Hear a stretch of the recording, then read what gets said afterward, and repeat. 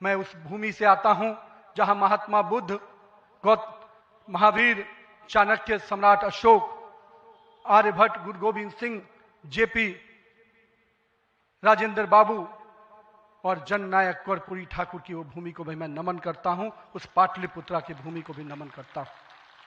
साथ ही साथ इस अवसर पे मैं अपने माता और पिता को भी निश्चित रूप से स्मरण करते हुए उनको नमन करता हूं, क्योंकि कहीं ना कहीं आज मेरे व्यक्तित्व में किसी एक शख्सियत का मैं मानता हूं तो निश्चित रूप से मेरे माता पिता का संस्कार, पार्टी का विचार और कहीं ना कहीं मेरे बड़ों का मार्गदर्शन मुझे यहाँ तक पहुँचाया है और मेरे कार्यकर्ताओं का स्नेह मुझे यहाँ पर पहुँचाया है।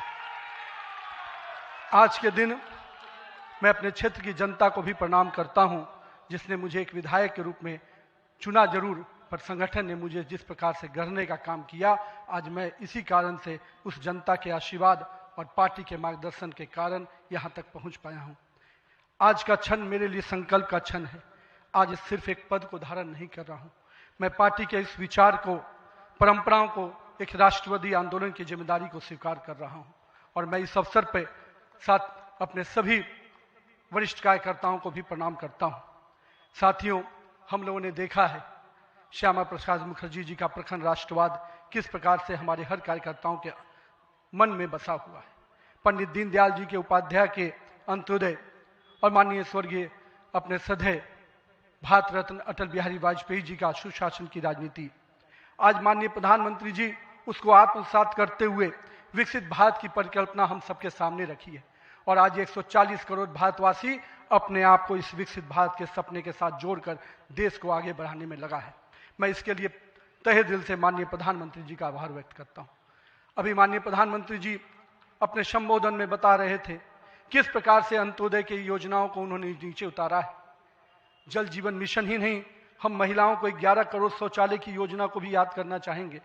किस प्रकार से महिलाओं का सम्मान बढ़ा, 13 करोड़ 4 करोड़ लोगों को पक्के मकान मिले, 42 करोड़ लोगों को आयुष्मान भारत, 56 करोड़ लोगों के जनधन खाते खुले।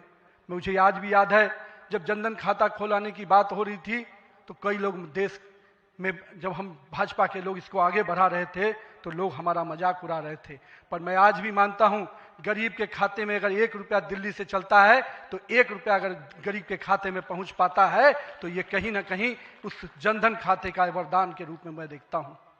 मैं आज के दिन माननीय प्रधानमंत्री जी के इस सब के साथ और सबके विकास के इस नारे को फलीभूत होता देख रहा हूं। हम लोगों ने लंबे समय से कुछ नारे को, भाजपा के कार्यकर्ता, हमारे जनसंघ काल के कार्यकर्ता लगातार कुछ नारे को गढ़ते थे। रामलल्ला हम आएंगे, मंदिर वहीं बनाएंगे, जहां हुए बलिदान मुखर्जी वो कश्मीर हमारा है, एक देश में 2 विधान 2 प्रधान 2 निशान नहीं चलेगा। साथियों, आज भाजपा के कार्यकर्ताओं ने वो कालखंड देखा जब अयोध्या का भव्य राम मंदिर का मार्ग प्रशस्त हुआ। आज जम्मू कश्मीर की जनता ने 370 धारा से मुक्ति का दौर देखा। आज सांस्कृतिक व राष्ट्रवाद की विचारें और मजबूत हो रही हैं। साथियों, मुझे याद है अब वो समय जब हम लोग आज श्रीनगर के लाल चौक पर तिरंगा लहराते देखते हैं तो गर्व की अनुभूति होती है।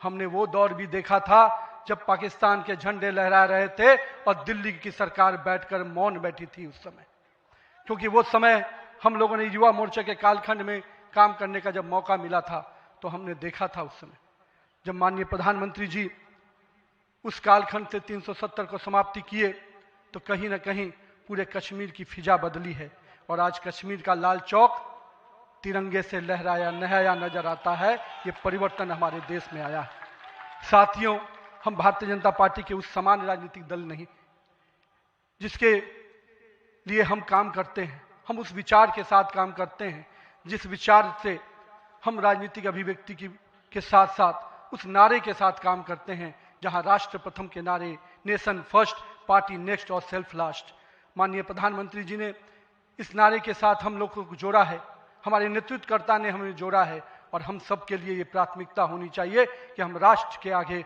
रखकर ही अपने कामों को आगे बढ़ाएं। साथियों, हम अपने नेतृत्वकर्ता के संघर्ष और बलिदान से सीखने की आवश्यकता है। ये हम वैसे राजनीतिक दल के लोग हैं जहां राजनीतिक सत्ता नहीं साधना है, राजनीतिक भोग नहीं त्याग है, राजनीतिक ऐशो और आराम नहीं तपस्या है, राजनीति कोई पदभार नहीं उत्तरदायित्व है। तो आइए हम सब कार्यकर्ता इस संकल्प के साथ अपने नेतृत्वकर्ता के इस परिश्रम और पुरुषार्थ के साथ अपने आप को जोड़ें। मेरे प्रिय कार्यकर्ता साथियों, यदि भाजपा आज विश्व की सबसे बड़ी राजनीतिक दल बनी है तो इसका मुख्य कारण हमारा प्रेरणादायी नेतृत्व है, हमारा विचारधारा है और हमारे लाखों कार्यकर्ताओं का मेहनत है। वो कार्यकर्ता जो बिना फोकस में आए अनवरत काम करता है, वो कार्यकर्ता जो कठिन से कठिन परिस्थिति में भी भारत का ध्वज झुकने नहीं देता है, वो कार्यकर्ता जो सीना ठोक के कहता है तेरा वैभव अमर रहे माँ, हम दिन चार रहे न रहे। आइए इस भारत की कल्पना को जो माननीय प्रधानमंत्री नरेंद्र मोदी के नेतृत्व में लगातार हम आगे बढ़ रहे हैं, आज हम भी उस परिकल्पना के साथ अपने आप को जोड़ें।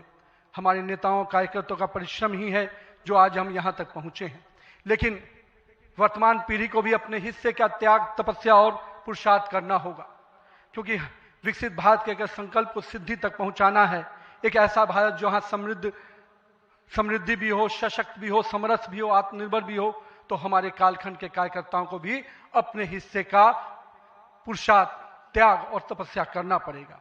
साथियों, हमारे प्रधानमंत्री जी ने हमेशा अलग अलग समूहों की बात की। अमृतकाल के लिए 4 समूह की जो बात की, उसमें युवा, महिला, किसान और गरीब है। हमें अब इन नई पहचानों के साथ आगे बढ़ना है, तभी हम आधुनिक, प्रगतिशील और विकसित भारत की कल्पना को साकार कर पाएंगे। आज 15 अगस्त 2024 के दिन जब माननीय प्रधानमंत्री जी ने आज भी उसकी चर्चा की, और 15 अगस्त 2024 को जब लाल किले की प्राचीर से माननीय प्रधानमंत्री जी ने युवाओं को सार्वजनिक जीवन में आने का आह्वान किया, तो मैं देश के युवाओं से कहना चाहूँगा, राजनीति से दूरी समाधान नहीं, सक्रिय भागीदारी ही समाधान है। आइए एक सकारात्मक राजनीति के लिए युवाओं को आगे आने की आवश्यकता है। लेकिन साथ ही साथ मैं युवा साथियों से कहूँगा, मेरे भाइयों, राजनीति शॉर्टकट नहीं है, राजनीति 100 मीटर का रेस नहीं है, राजनीति लॉन्ग मैराथन है, जहां स्पीड का नहीं स्टेमिना का टेस्ट होगा। तो आइए राजनीति के इस पिच पर हम अपनी जड़ों को मजबूत कर काम करें।